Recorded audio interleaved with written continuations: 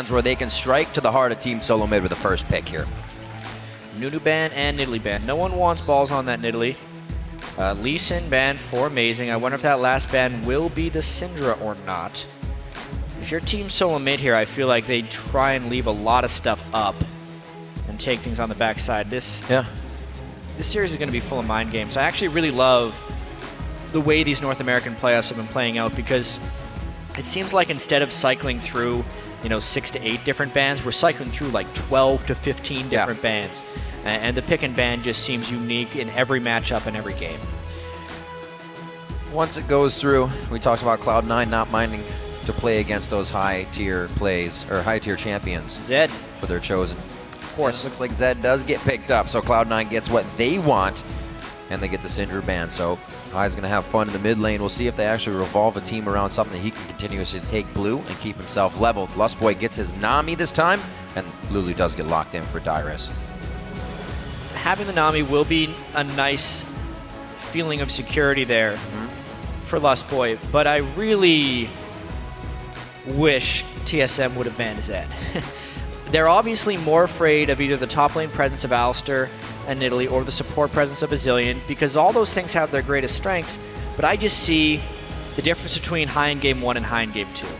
When he's on Zed and comfortable, or when he's getting pressured hard by Syndra and on Yasuo, and the entire team performance of Cloud9 differs from that. Yeah. High is very good at Zed, and Cloud9 rarely loses when he has that champion. Hopefully, they can keep him off a 3-minute first blood on Dyrus. Yeah, that's step 1, I guess. But yeah, he is going to wreak havoc in the mid lane. Bjergsen knows he's going to have a tough time already, and it's going to be the Braum lock-in as well. That will be a tidal wave crashing into a shield. Wild Turtle, for the first time in the playoffs here against Cloud9, to take Trist away from Sneaky. Will he decide to lock that in? He loves to build just the damage up on Lucian, but he does take it away. Yeah, I wonder if Sneaky's going to answer with Kog'Maw or with Lucian, because Cloud9 is one of the teams that is actually very good at Kog, and Sneaky, there was at one point in the Curse series where he just straight up 1v2'd and killed the support on damage. So it's very important that High can get on the right targets to assassinate, but the assassination is hard when they have that many shields. Much more dynamic and more synergy with the shielding in this TSM composition than when they had the Zillion Lulu, because everything can just pile on to try and make stuff unkillable. Very excited to see what happens as we go into Game 3 while the teams are loading. Head over to Twitter and keep your voting coming.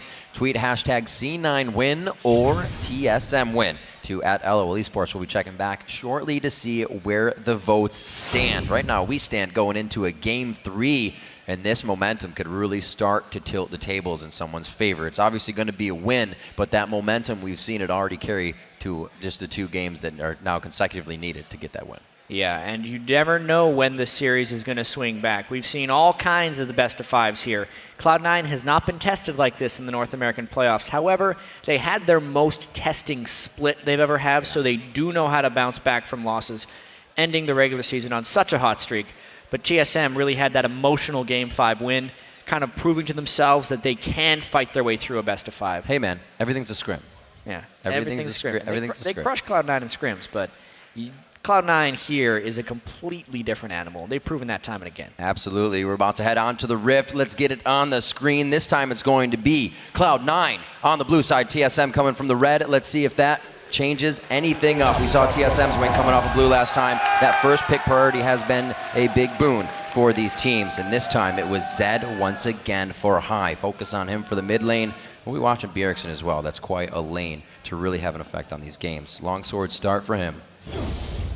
Interesting. Probably just extra health potions wanted for all of the harass Bjergsen put on him. As well, TSM with much more defensive summoner spell choices than they had in the first game against Zed. They actually do bring Exhaust this time.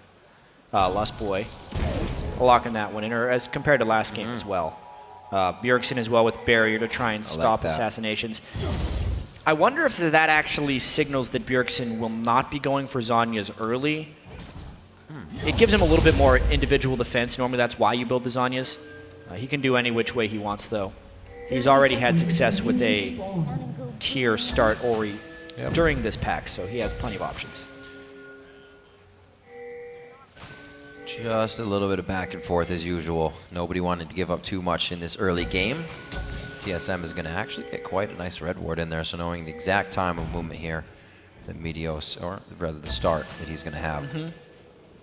Definitely a slight change up in early game strats. However, the deep wards that were placed were spotted. Cloud9's ward on the red buff is inferred for TSM because they saw them running out.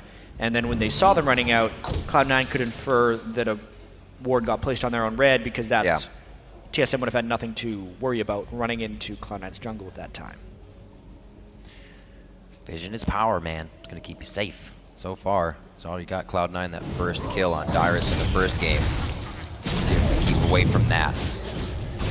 A lot of help here coming in from Meteos on this first buff.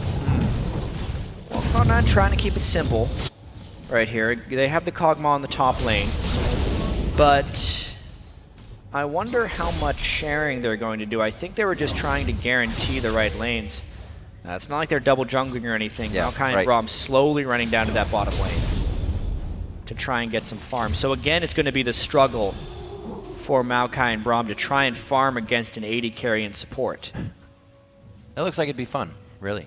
Yeah, and also in the top lane here, with a Kog'Maw in a solo long lane, the vulnerability to ganks is much greater than when he was solo laning Trist. We'll have to see if TSM tries to exploit that. Meteos may have to spend some babysitting time towards the top side of the jungle. Right now, both junglers on their reds may get a beating of some sort after they hit one more camp Wolf Wraith. Too bad on the ring around for both of these guys. Meteos actually passing right over that so he can be towards the top side of the map if anything does go down for Sneaky. So very good play by him. Also wants to get some early vision out. Well, Dyrus should be on the defensive here. Yeah. Knowing what happened in the first game. Meteos, though, taking a very inefficient route to the top lane. So right now, Dyrus doesn't expect an early gank because he knows Meteos started blue since they had a ward on the red. And now that he's approaching here, he's went directly towards him. So it's almost overly defensive play from Dyrus if he doesn't put himself in gank position. The wave is just not in a very good spot, and Meteos sees no approach. Dyrus is playing more defensively because he knows Cloud9's tendencies. Very nicely done there. The homework pays off. Meteos forced back to his jungle. Only 4 minutes in here, so Dyrus staves off that first blood. Nobody has gone down. Both teams playing really for the win situation. Usually when you come into the best of 5, they play to the I don't want to lose. So it's very passive, but neither of these teams have really given up an inch. They always want, here under the turret, Wild Turtle and Lustboy already start forcing balls down. He gets a bit of what he wants, going to go back for some potions and head back to lane. So, pretty standard early game, actually. Yep. As standard lanes as we're probably going to end up getting in this best of 5, just because Cloud9 had that micro meta, that I like to call it, in scrims, where they would put the solo AD carry early game so he could gain a level advantage and then try and hyper carry the game. This is all about not only securing farm for the AD carry, but securing level so that when he matches up against the other AD carry, he can outmatch him. That's gonna but happen. This is the vulnerability to ganks right here. Ooh, if Amazing would have gone straight through there, right over top of the ward, Sneaky would have either burned his flash, but because he kind of second-guessed his gank, it ends up just tipping him off. Well, he does get some wards down. He's holding his pink. Doesn't decide to put that down just yet. Maybe he wants to get down below where high is, so they make sure there's no roam down from him as well. Definitely a kill lane if they were to get a gank in the bottom between those two. A lot of crowd control to be had there. The Lust Boys keeping Wild Turtle nice and healthy, so that does not happen. They're slowly making sure a huge amount of minions are crashing into the turret. Gives more time for a little bit of that harass. Wild Turtle loves to do that in between his shots. Yeah, and it's really hard to push a Maokai out of the lane here, especially when you're an AD carry and a support. The amount of passive auto attacks you can get is huge. What Turtle is doing very well in this Trist matchup this time, though, is making sure to tag balls with the healing reduction every time he's under the turret, which in turn is helping harass him out. I mean, he's already teleported back into the lane, and he's been taken below half. So that is actually a vulnerability to a turret dive if they get him a little bit lower. And Wild Turtle's play within that is such a mind game, because that's ticking damage, so the turret's always going to want to hit you. He's doing a great job at microing in and out of where that's aggroing him to. Beautiful play so far. Like we said, it's actually pretty standard for what TSM and Cloud9 have been bringing out in this best of 5 series, but amazing. He's itching. This is so similar to game 1. The jungle pathing has been nearly identical. The lane matchups That's true. have been so close. The only thing that differed is Dyrus was more passive and did not give up the first blood. Slower game from High. He is a driving force, being pretty much the only voice you will hear on Cloud9's comms. So to give him a slower start will for surely help in the rest of the game. Good push towards the bottom lane. Still looks like jungle pressure from Meteos towards the Wraith camp. We've seen him come over that wall quite a bit, but Bjergsen's going to be backing here and keep himself safe. Yeah, this game is very close to be at. Looking towards kind of the team fights, I think it's again going to be very much about High trying to split push this game. He's been able to shut down Dyrus in the past in the split push, and that's what they're going for again, which is why in the early game here, Cloud9 wants to shut Dyrus down. And look at the solo lane presence of Sneaky. That's not the cleanest of ganks right there. Oh, wait a minute. Yeah, look at all the turret shots. They're going to try and keep him at bay, and they will be able to for High to get up here. Little tough. He's pretty much dead. They're going to give High this kill. That's the death mark. First blood goes down. Very nicely done. That's what it cost, though. That's what it cost, indeed. Dragon's going to go down to Team SoloMid. So High does go ahead and get that first blood again, but there is an instant trade back, as there was not last time. TSM's going to pick up this Dragon and have a complete timer. And no words here from Cloud9. They'll kill the turret. They give up the Dragon. They get the first blood. It is very much a trade here, but it's a trade for the power of Dyrus. In games when Dyrus hasn't succeeded against Cloud9, Cloud9 generally wins. In games where High succeeds for Cloud9, they generally win. So if we're thinking about the global gold versus the individual strength, having strength on High is better than having a little bit of strength on the other 4 members of TSM that aren't Dyrus. He's got the Cutlass already. Looks to be building quite fast. Could have that 20-minute Blade of the Rune King, or even sub, rather. The jump out from Wild Turtle signifies a back from the lane of Team SoloMid. They're happy with the amount of gold they have. It's going to be that phage coming out from Sneaky for the lane protection and safety here. They're going to go ahead and get him actually decked up back down to the bottom lane since that top turret's taken out. So go ahead and spread out the pressure. Spike upgrade coming in from Amazing. Yeah, once again, trying to get that added spray from the Void Spikes. Meteos a little bit sad that his red was stolen away. Doesn't look like they're going to be able to get a counter steal, so that's just a nice little experience edge Amazing will be able to gain onto Meteos. The wards are definitely helping. Kobe talked about that a little bit the other day. You have the wards to see them coming in, your sweepers are going to be more effective, and Meteos has hit quite a few with that. So at least hopefully he can clear his jungle up now for later, and very, very sneaky. Trying to come in, elimination, locking down on Wild Turtle, but he gets out safe. So everybody's definitely playing with their hard hat on this game. A little bit less engagement, as we've seen already. And we were talking about the potential item build of Bjergsen earlier in the game. He's giving High the utmost respect right now to rush the Seekers while still going Doran's, putting himself in a little bit of a mana hole, but he's still been able to farm quite well despite not having an early mana item outside the Doran's ring. Now he's going Chalice, so he might end up going Athene Zhonya's as his first 2 items. A defensive Ori build more so than one to blow people up. Right, talking about seeing that tier earlier, but a little more maybe pressure that he's feeling. Great damage from Dyrus, 8-6 in that top lane. Yeah, that's the cost of what Cloud9 has done. They are sacrificing the early game of balls for the early game of Sneaky. And now Dyrus is going to try and take a little bit of advantage here. If he can use this level advantage, it'll be absolutely critical for TSM's success. Ooh, this could be big. Amazing was kind of seeing a counter gank on the top lane, but they're all towards the bottom. Cloud9's going to be taking control of the turret. Wild Turtle must wipe back off. They see something's not right on the map. Yeah, they're not really fighting each other. They're just splitting where they're keeping their people. Cloud9, when they had everyone top, TSM was bottom, and they just swapped it around right now. This time TSM, though, grouping mid, which is the smarter adaptation. This mid turret is the most valuable. Looks like it's going to go down quite fast. TSM did this last time, being able to open up the middle of the map, get the wards out, and start controlling the rest of it really helped them. Nice bubble to go out, protect against this bit of a push they have in the mid lane, but bottom turret's prepped and warmed up by Cloud9. Dyrus should have the top one as well to trade back on that.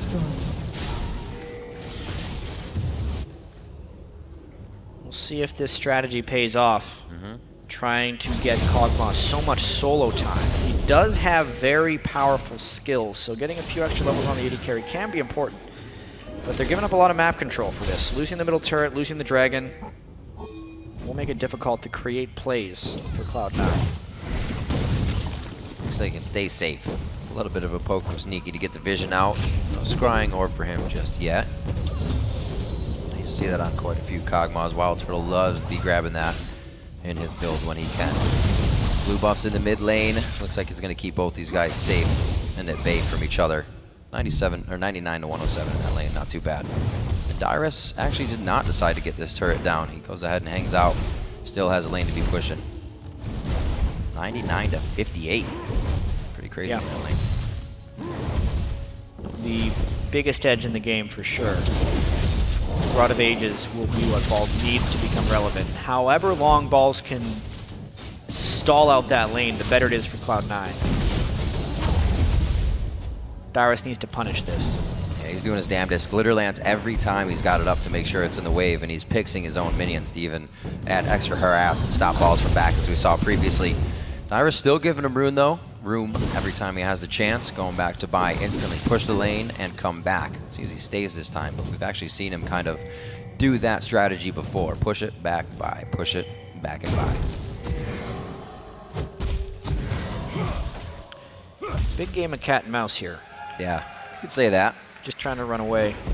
Deep ward coverage from Cloud9 and TSM has been up, but I feel like it's going to drop shortly. That's why Dyrus is so confident pushing that wave, is because they have the 2 wards in the blue buff of Cloud9. So nice job there to finish off the turret.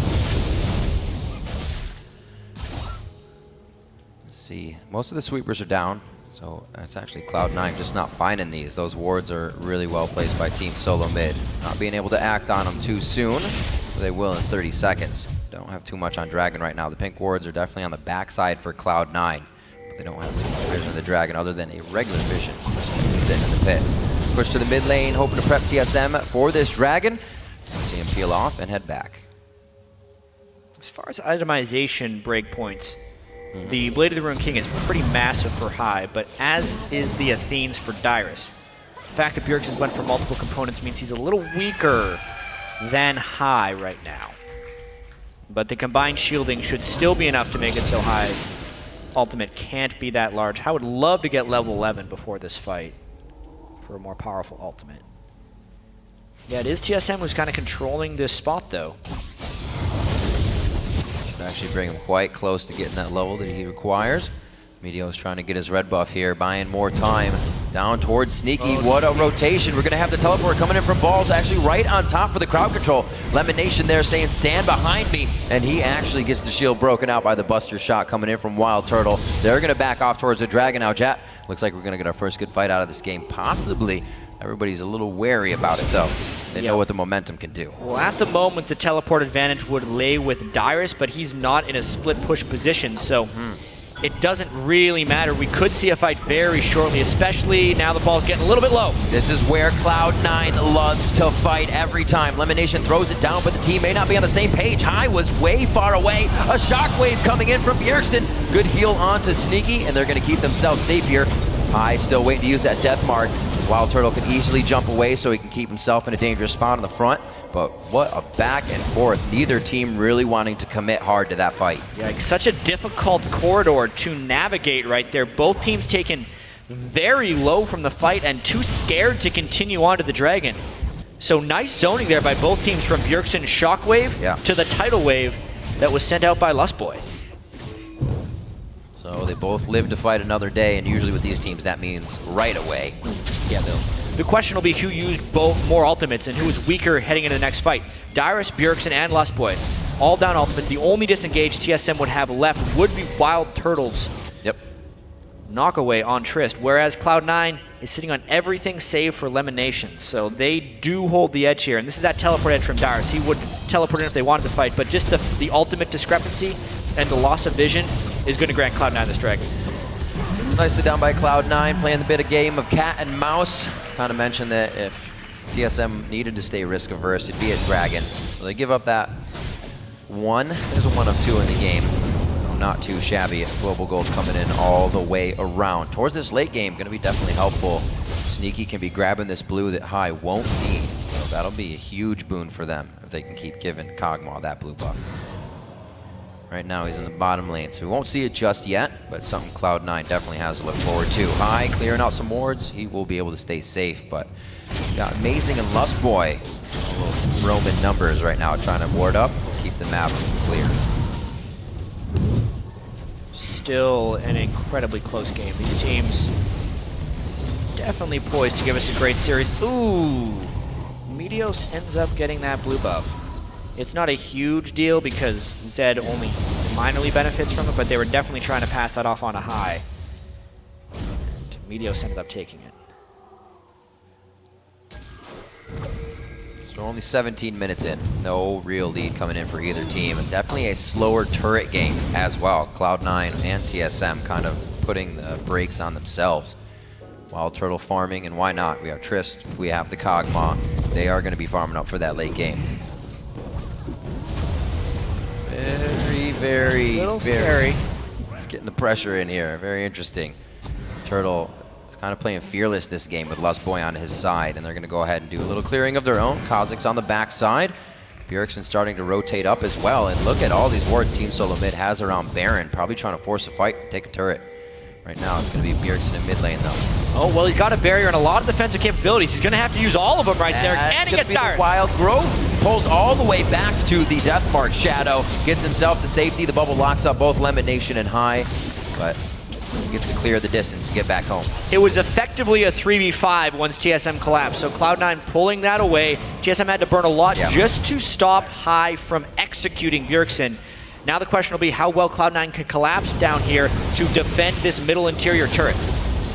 Putting out the Living Shadow to try and clear waves. Sneaky with the Triforce finish, trying to get that power spike into effect, and he does! He starts knocking down health bars. The Glacial Fissure just misses, and that's the disengage. No tidal wave needed. They still have that. I'd say poor ultimate right there from Lemon Nation, just burning one flash, but you can see the power of Sneaky coming in with Trinity Force on Kog'Maw, well ahead power-wise to Wild Turtle. That's one thing Cloud9 does not hesitate when they get those spikes. They will throw it right at you, even trying to harass them down. Cloud9's looking to get a turret here and set pieces in position to get even more. Give Cloud9 an inch and they will take a mile. Yeah, he's trying to disrupt these recalls for as long as possible, but just outside of the range there is Bjergsen. Still, it's going to be very difficult if TSM wants to save their middle turret. Great job by High as well, stopping Dyrus from getting the bottom turret, pushes him back as they even start to initiate a split push as they start taking down the mid turret.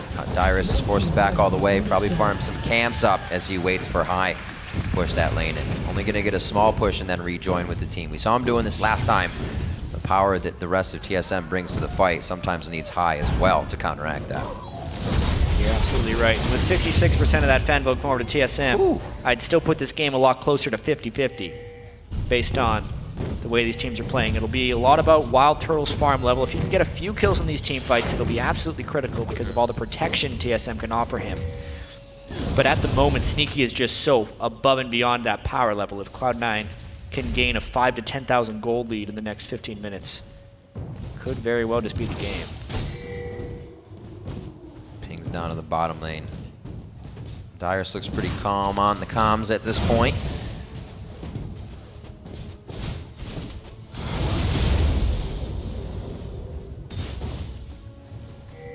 Surprised it's been so slow to come into this game.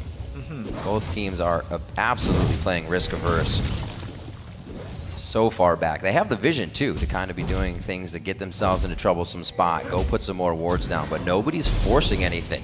They're expecting somebody else to do something. Yeah, both teams have some really solid late game elements to their team. Yeah.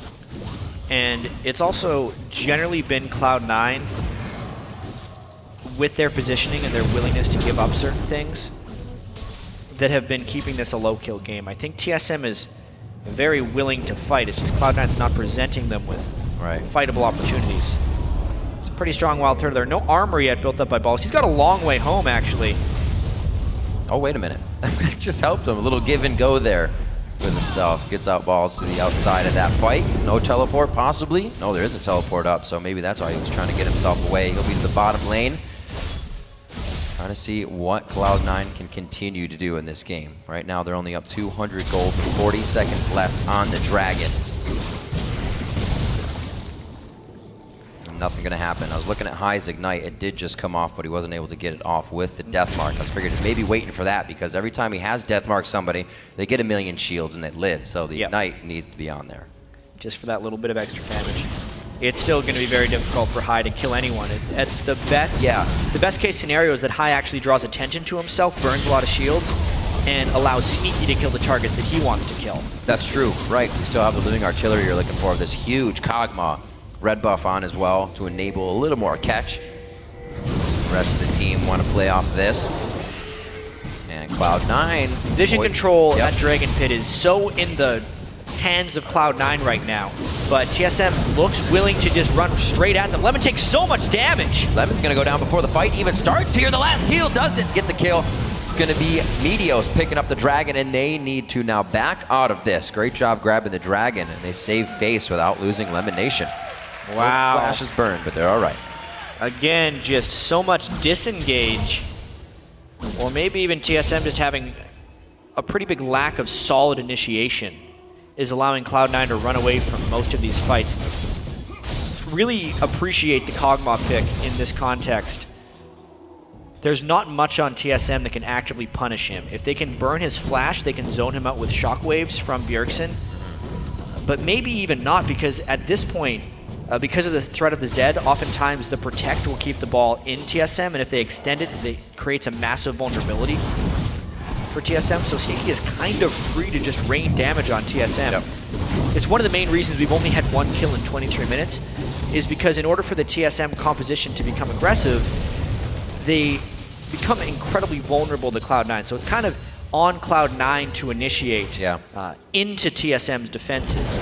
And unless they're willing to do that, they're just going to have to keep gaining these micro advantages off of Dragon every 6 minutes. Well, it's coming into play now that they can have balls in the bottom lane with a teleport, and they're starting to feed Sneaky that blue buff. It's going to help tremendously. A few shots over to High, trying to back him off in the mid lane, kind of destroying this initiation. They would have been able to close it from the side on.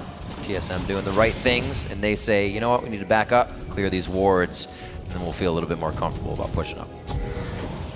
And it does seem like TSM is getting a little antsy about trying to find fights. You can see they are capable of burning flashes. And if they catch Cloud9 a really long way away from their base or their nearest turret, they have a big move speed advantage with the Ori, Nami, and Lulu just to chase Cloud9 down. It's just Cloud9 has been playing relatively close to their turrets. With 3 turrets down, and with Cloud9 trying to get on the offensive, the potential for fights only increases. Getting everything they can. Pink Ward's going down onto the Baron Pit. Cloud9 back to the bottom lane. Balls and High really trading off the split push to this lane. Not having a problem with it either. Dyrus has not yet been able to take down this turret. And Cloud9 starting to gain a little bit of ground, spreading it about 700 or 600 gold. Not too shabby. But still, looking for those initiations. We said it would be hard for both teams, so it's going to be the ward game that really pays off. That's what Cloud9 is about to play. Even then, though, they don't have the people in position. That could just be a bait. Whoa, a bait indeed. There's nothing on the other side of the wall. The itsy-bitsy spider comes back down the spout and absolutely goes down. Good collapse there by TSM. They had the move speed to get in range. But oh dear! Oh, the Caustic Spittle shredding through Wild Turtle there along with the Living Artilleries. Very, very close for him to go down. Blade of the Rune King finished up on Sneaky too, 25 minutes in, putting out some big power. You do not want to tango with Sneaky right now. With those 2 items, doesn't even get his Blade of the Rune King active off. Wild Turtle realized very early on that he wouldn't win that trade. Oh, Sneaky also has to be careful himself, though. That Phage giving him if they used all their movement. Speed, they could charge there, but they would have had to go in blind.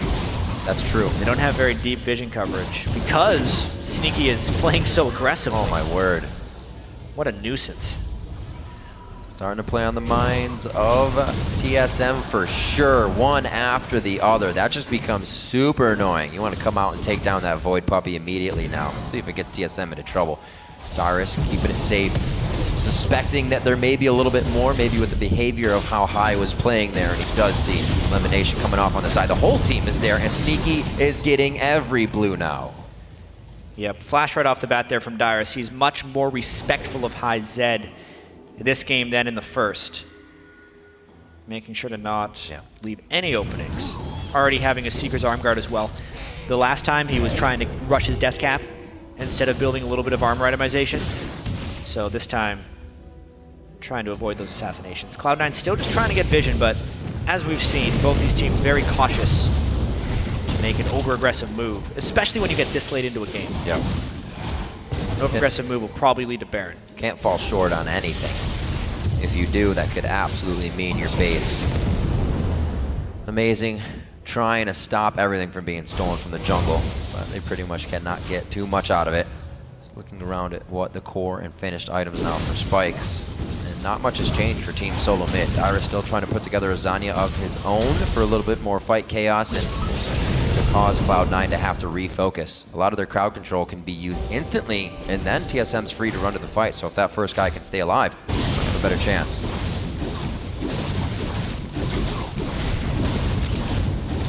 All the buffs. The farming just continues. Taking a look at the gold just to see where the power is falling on these teams, there's nearly 10,000 gold on a Sneaky, who's about 1,000 ahead of Wild Turtle, and that discrepancy is made up between the Maokai and the Lulu. So if the teleport game is played and Balls and Dyrus are actually late to team fights, that's what Cloud9 would prefer. Cloud9 is not worried to put themselves in a dangerous spot here, but TSM is trying to regroup and figure out how to get that spread out into a big death ball. A lot of it is about this dragon positioning. The danger of trying to death ball for TSM right here is the Zed will provide a lot of AoE damage. And Sneaky also can throw in a bunch of spells. That's a critical mistake. Unfortunate play there. They do throw the ball on, trying to get a shockwave down. Wild Turtle's on the outside. He gets death marked down. They're able to focus whoever they want after that. No real crowd control needed on this fight. Balls taking a bit of damage as he tries to initiate for the team, but they realize the front line needs to go to the backside. We're going for Dragon now. Cloud9's going to clear it out the pit, take it themselves. I'm not sure what prompted Dyrus' Zanya's right there. I'd have to see it again, whether it was just a pure misclick or whether he thought he saw something that was going to catch him out. But either way, that positional jump right there creates a massive vulnerability, and Cloud9's able to jump on it. Balls, though, teleports in for not much of a catch. He teleports in immediately. It looks like they might want to try to get Baron off of this if they can stop enough people. No mana, not being able to use the ult. Cloud9 can easily just take this one. This is hyper-aggressive right now. The Shockwave is still available. Teleport is still available on Dyrus as well. Ball's trying to zone out as best he can. He's doing a great job, but I feel like TSM's going to collapse. Oh, they blew him up. High got out. Amazing can't do anything. They have no smite to try this, nothing to get this away from Meteos, and they are going to be able to take down Baron. Right from Dragon to Baron, they're still going. This teleport in from Balls created so much chaos, and Cloud9 is not stopping. Wow, so just one missed step there by TSM, and Cloud9 pounces on them. They were waiting for their moment. The Zed from High gives them the confidence to jump over and blow up Amazing, and they're going to continue this offensive. They will not give up once they get a little bit. This next turret going down quite easily. That Triforce helping out quite a bit, and it looks like they are going to be out and back to buy. A lot finished out on these. Let's see this one more time. Yeah, it was just a fact the Balls was zoning out. High could shadow over the wall, and Kha'Zix is too squishy. Once they had the lockdown, he could go on top of him. At that point, there's no emphasis for Dyrus to teleport in because the follow couldn't arrive from the rest of the team. It was a really smart move there for Cloud9 to know that even just the one kill was enough for them to be able to take Baron, because we were really late into the game and they could kill it quickly. Absolutely. Sneaky having a little bit of cash off of this if he has not gone back yet. 2.6 thousand Sneaky's waiting to spend right now. You can see him backing on the screen. That'll be quite nice for him, and he'll get some more damage under the belt. BF Sword, just sell something out. I don't need that potion. Let's get some more damage. He'll be coming into the game very big now. Wild Turtle's only looking at that one death, and he's trying to build up a scepter after that. Yeah, I just had another look at the Dyrus Zanyas that led to all of that, and there were no immediate skill shots coming in to kill him. He either was trying to drink a health potion or just Zanya'd at the wrong moment, but that was a huge mistake. Not having that spell created all of this advantage for Cloud9. Maybe Elimination hitting a Glacial Fissure, but still, it looks like they could have dodged that even without a Zanyas. Yeah. A lot of things to look at in that fight again, maybe on the analyst desk. right now the game in the mid lane for Cloud9. 31 minutes in, 3-1 on the scoreboard. And Jat, they've got a 5,000 gold lead that just kind of surmounted out of nowhere. It came from that Dragon and Baron, but it was very close before that. Dragon Baron 2 kills. Now Balls with the Banshee's Veil completed, working on his Frozen Heart. Gonna try to become a menace for Wild Turtle. They really need a strong tank to deal with the Farm Trist in the end of the game. If that doesn't happen, Cloud9 would have no chance here. High trying to get strong enough to take people out. A lot of respect being given to him. You can see TSM building 2 Zhonya's Hourglasses. It also delays their death caps, however, which decreases their amount of threat onto Cloud9. One of the benefits of having a strong Zed player on your team. Still a blue buff on Sneaky. He's feeling very good. Baron surrounding the team, as High's going to be able to take down the turret by himself. You can just see Lemon and Balls hovering around Sneaky the entire time. It's like, we need to protect this guy right here. This guy. Yeah, the question will be how well can they clear these waves, basically. We may end up seeing Cloud9 going all the way around for the final outer turret, but they're getting a decent amount of work done onto that middle turret. They're going to try this 4-1 split push a while longer. Why not? TSM can't really answer back to too much of it. High on the bottom side, still has his actives and Youmu's ready, so he can easily take somebody on 1v1. Using the Shadow just to make sure nobody is in too much of a dangerous position. That'll be the death mark, but that will also... Oh no, he saves himself with the Flash Wild Growth on that one. It's going to be a turnaround here. He's already taken the death mark Shadow, so he's to safety. Balls taking quite a bit of damage onto that turret, but middle has gone down in that fiasco. TSM losing a bit of ground just to take down Maokai. A really nice turnaround there by TSM to actually take down the tank from Cloud9, but that's because Cloud9 wasn't actually fighting that. Sneaky was all the while just using the free time on the mid-tier turret, and TSM's base has basically been cracked. Yeah, they can just go around to the top side now. A good push on every lane they've preemptively set up is really putting them in a position to keep this push going. No backing necessary. Balls can and should be able to teleport with that cooldown in, so Cloud9 could formulate something here. 317 CS on both Zed and Kog'Maw right now. You can see who the threats are for this Cloud9 team. Doing their best to diversify, but those are 2 of the highest damaging champions in the game. If you're going to run a 2-threat team, those are 2 of the best to have. See this again. Yeah, I mean, he poked Dyrus down just that long. Immediately, he burns the Zhonya's, so he's thinking, all right, does he actually go back? He pops his Ghost Blade just to take everything in. Lemonation with a great reactive shield onto the Nami. That was nice, too. High grabbed the exhaust out of that. Yeah, Balls was just in a little bit too far for the defensive, and it allowed the collapse from TSM. Even so, you can see what a distraction that was. It was a huge threat. If High kills Dyrus, the turrets fall for sure, maybe even 2 inhibitors. Yeah. So TSM was forced to go back down that way. Check this out. High saying, yeah, magic damage. Maw of Malmortius. Gonna bring that out here in the playoffs. Looks like it's gonna help. And the Hex Drinker have kept people alive through many early game attacks, so even more so as he puts damage on that item. Cloud9 now doing a dragon without any problem, as they should. This side of the map is completely theirs. TSM has good wards on their own side to create opportunities for themselves. Cloud9 chooses to walk through that minefield, but they've got to hit it right. Cloud9 is so powerful right now. Looking at 7,000 gold ahead. TSM still doing their best to hang on. The game is not completely broke yet, but it is very close to doing so. They would love a little bit more farm so Dyrus and Bjergsen can get death caps. At the moment, though, they are prone to getting pushed around by Cloud9. Cloud9 wants the fight now. Ooh, amazing. Actually jumps it after High lands. Very nicely timed there. Doesn't actually bring him over with the team for that AoE damage. Death mark is down. Might want to wait for that before they continue to fight here. Maelstrom is also down for Balls, so this could be a very tricky back and forth. TSM has a great window to fight here. You can just see how aggressive Sneaky is. He's the front line, which means he gets caught up by the tidal wave.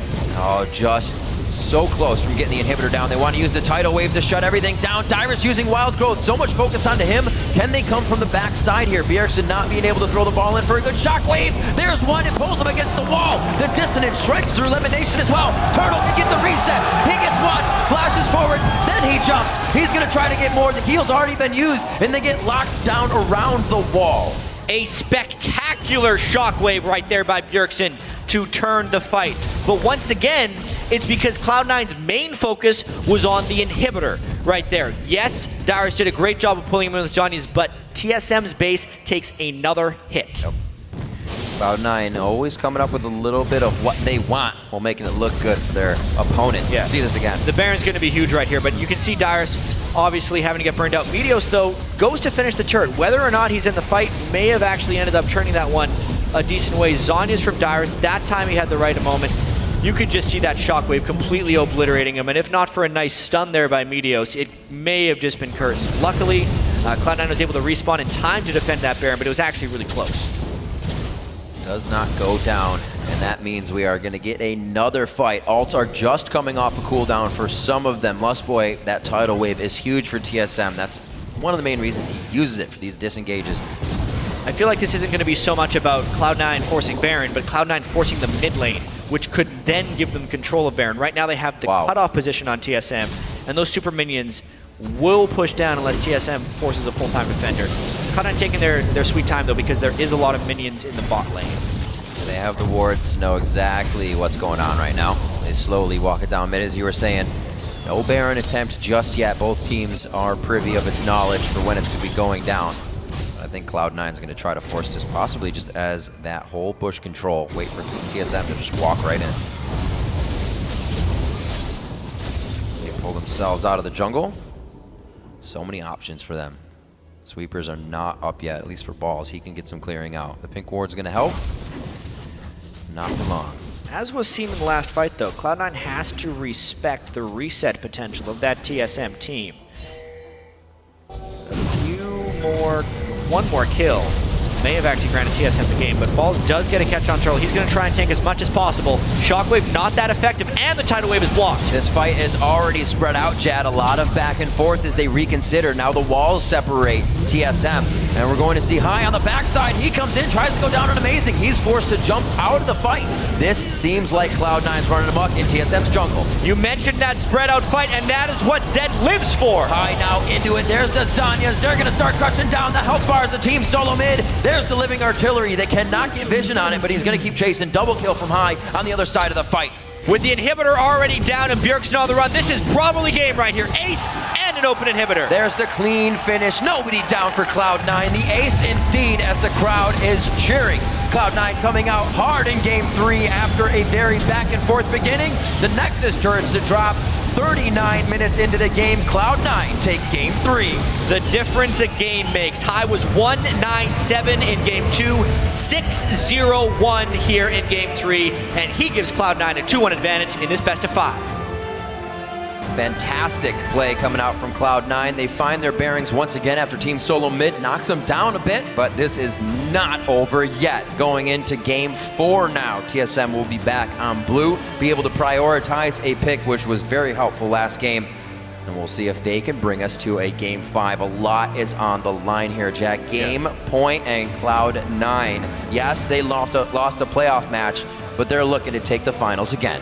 You can see TSM here looking a little more attentive than after the game 1 loss. Maybe a bit more struggle in this one because they were so close for so long, and losing a low kill game like that can sometimes be the most frustrating thing, because if